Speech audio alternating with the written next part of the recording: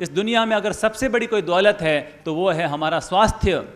अगर स्वास्थ्य हमारे पास नहीं है तो मानकर चलिए आपके पास सब कुछ है लेकिन फिर भी वो कोई काम का नहीं है। लेकिन अगर आपके पास स्वास्थ्य है तो आप जीवन की हर चीज़ का आनंद ले पाएंगे और जीवन को भरपूर जीने में सफल हो जाएंगे। इसीलिए तो कहते हैं आगे बढ़ने की दुआ हर किसी को नहीं मिलती, बोलने की कला हर किसी को नहीं मिलती। अरे स्वस्थ जियो, प्रसन्न जियो, आनंद से भर करके जियो, क्योंकि आंसुओं को आंखों में भी जगह नहीं मिलती। व्यक्ति स्वस्थ है तो दाल रोटी भी उसे बहुत अच्छी लगती है, और स्वस्थ नहीं है, बीमार है, पलंग पर पड़ा है, हॉस्पिटल में सड़ रहा है, तो उसके सामने 56 भोग भी आ जाए तो भी उसे फीके ही नजर आएंगे। कहते हैं हमारे देश के महान क्रांतिकारी राम प्रसाद बिस्मिल, एक बार उनको अंग्रेजों ने पकड़ा और फांसी पर चढ़ा दिया। जब फांसी का दिन आया तो जेलर उनके पास पहुंचा सूचना देने के लिए, आज आपकी फांसी होने वाली है। लेकिन जेलर ये देख करके चौंक गया, क्योंकि वो राम प्रसाद योगा कर रहे थे, प्राणायाम कर रहे थे, ध्यान कर रहे थे, मुस्कुरा रहे थे। ये देख करके जेलर चौंका, ओह आज इनकी फांसी होने वाली है और ये योगा कर रहे हैं, प्राणायाम कर रहे हैं, ध्यान कर रहे हैं, भजन गा रहे हैं और जीवन का भरपूर आनंद ले रहे हैं। ऐसा कैदी तो उन्होंने अपने जीवन में कभी नहीं देखा, ऐसा क्रांतिकारी भी उन्होंने अपने जीवन में कभी नहीं देखा। और वो आए और कहा, अरे तुम्हें मालूम है आज तुम्हारी फांसी होने वाली है और ये तुम क्या कर रहे हो? उस राम प्रसाद बिस्मिल ने बड़ा शानदार जवाब दिया कि मुझे मालूम है कि आज मेरी फांसी होने वाली है। जब परमात्मा ने मुझे इस धरती पर भेजा था तो स्वस्थ बना करके भेजा था, तो इसलिए मैं चाहता हूं कि जब मैं वापस परमात्मा के पास जाऊं तो स्वस्थ और प्रसन्न होकर के जाऊं। तो हमारी जिंदगी की ये ख्वाहिश होनी चाहिए कि हम जब इस धरती पर आए थे तो स्वस्थ और प्रसन्न होकर के आए थे, और जब हम इस धरती से जाएंगे तो अभी स्वस्थ प्रसन्न आनंद भरा होकर के जाएंगे। अरे हकीकत यह है कि इस दुनिया में 90% लोग स्वस्थ इस धरती पर आते हैं, लेकिन केवल 9% लोग ही इस धरती से स्वस्थ वापस जाया करते हैं। बाकी सब रोते हुए, चीखते हुए, चिल्लाते हुए, मुरझाते हुए, हॉस्पिटल में सड़ते हुए इस धरती से जाया करते हैं। आपकी क्या ख्वाहिश है? आपकी क्या ख्वाहिश है? अगर परमात्मा आपके सामने आ जाए और आपकी एक ख्वाहिश पूछे कि बोल बंदे तुझे क्या चाहिए, तो क्या मांगोगे परमात्मा से? कोई कवारा होगा तो मांगेगा भगवान मेरी शादी करा दे, और कोई शादीशुदा होगा तो वो कहेगा भगवान मुझे वापस कवारा बना दे। कोई गरीब होगा तो कहेगा भगवान मुझे अमीर बना दे, और कोई अमीर होगा तो कहेगा भगवान मुझे थोड़ी शांति दे दे। अगर किसी की बहू से नहीं पट रही है तो वो सासू माँ क्या चाहेगी? इस बहू से मुझे छुटकारा दिला दे। और बहू अगर सासू माँ से परेशान है तो क्या चाहेगी? इस सासू माँ को जल्दी अपने पास बुला ले। लेकिन मैं आपसे पूछना चाहूँगा कि आपकी क्या ख्वाहिश है? अगर कोई मुझसे पूछे कि मेरी क्या ख्वाहिश है, मैं तो परमात्मा से बस इतना ही कहता हूँ कि परमात्मा मैं जब इस धरती पर आया था तो स्वस्थ और प्रसन्न होकर के आया था।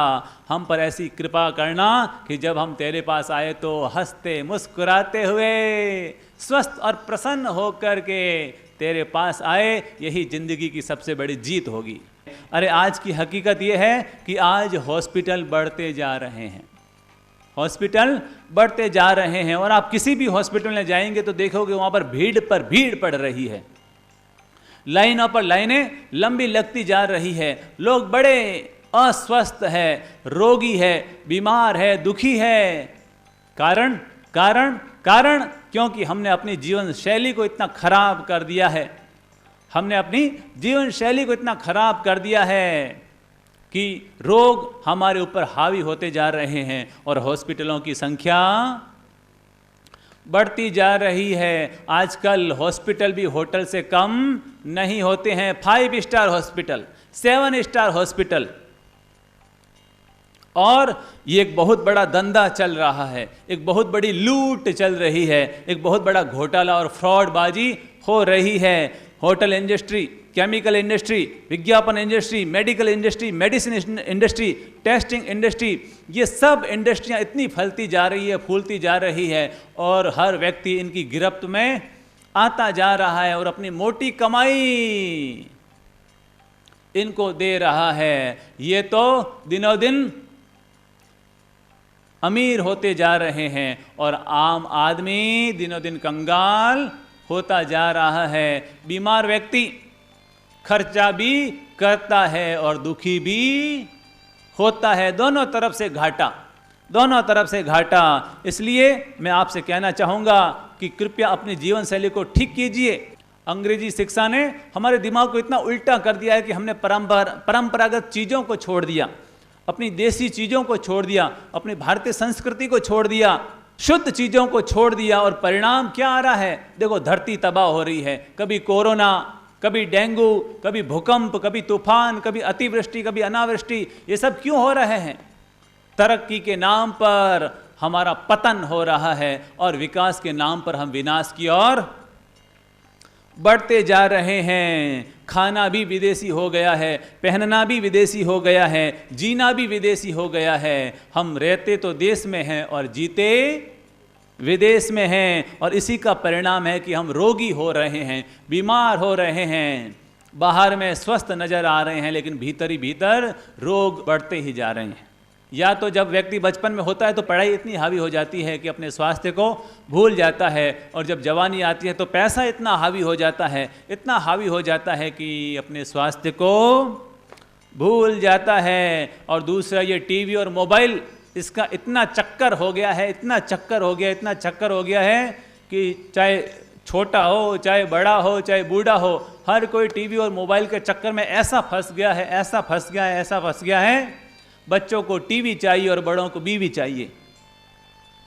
ऐसे फंसते जा रहे हैं कि हमें हमारे स्वास्थ्य के लिए भी हमारे पास वक्त नहीं है, खुद के लिए समय नहीं है। ये मोबाइल हमारा पूरा समय खा रहा है, ये टीवी हमारा पूरा समय खा रहा है और हमको बीमार पर बीमार करता जा रहा है। इसलिए प्लीज अपने आप पर ध्यान दीजिए, अपने स्वास्थ्य पर ध्यान दीजिए। अभी WHO की रिपोर्ट आई है कि भारत में 7 बीमारियां बहुत ज़्यादा और बहुत जल्दी बढ़ती जा रही है। नंबर 1 है बीपी, ब्लड प्रेशर की बीमारी।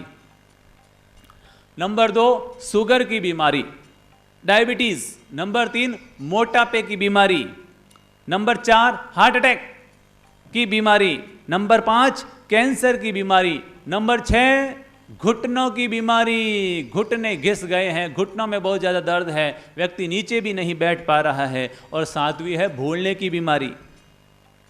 आपको मालूम है भारत में हर 6ठा व्यक्ति शुगर से, डायबिटीज से पीड़ित है, और पूरी दुनिया में हार्ट अटैक के जितने मरीज हैं उसमें 60% मरीज तो भारत के हैं। और घुटने की बीमारी 50 साल के बाद हर 5वां व्यक्ति घुटने की बीमारी से पीड़ित है। और भूलना, ये तो पूछिए मत।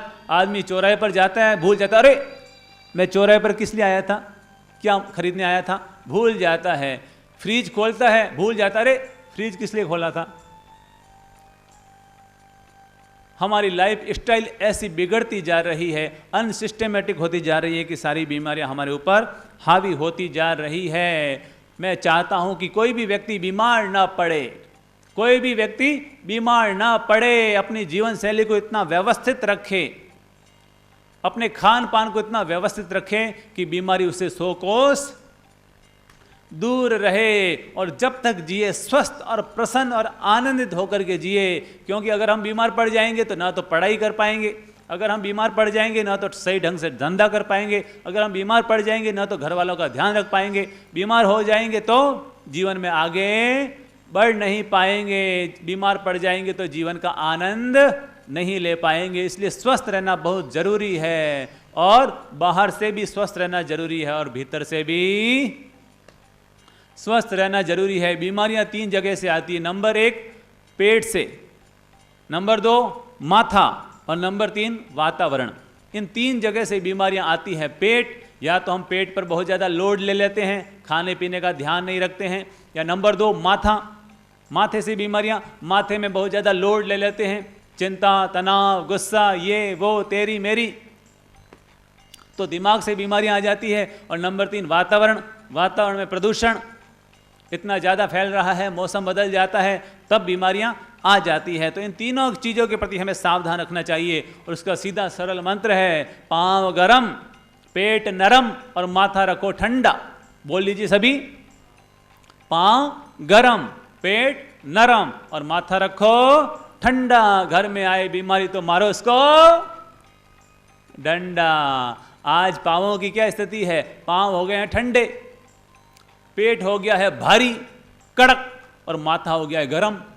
सब चीजें उल्टी उल्टी होती जा रही है और इसीलिए बीमारियां बढ़ती जा रही है। हमें सारी स्थितियों को वापस ठीक करना होगा।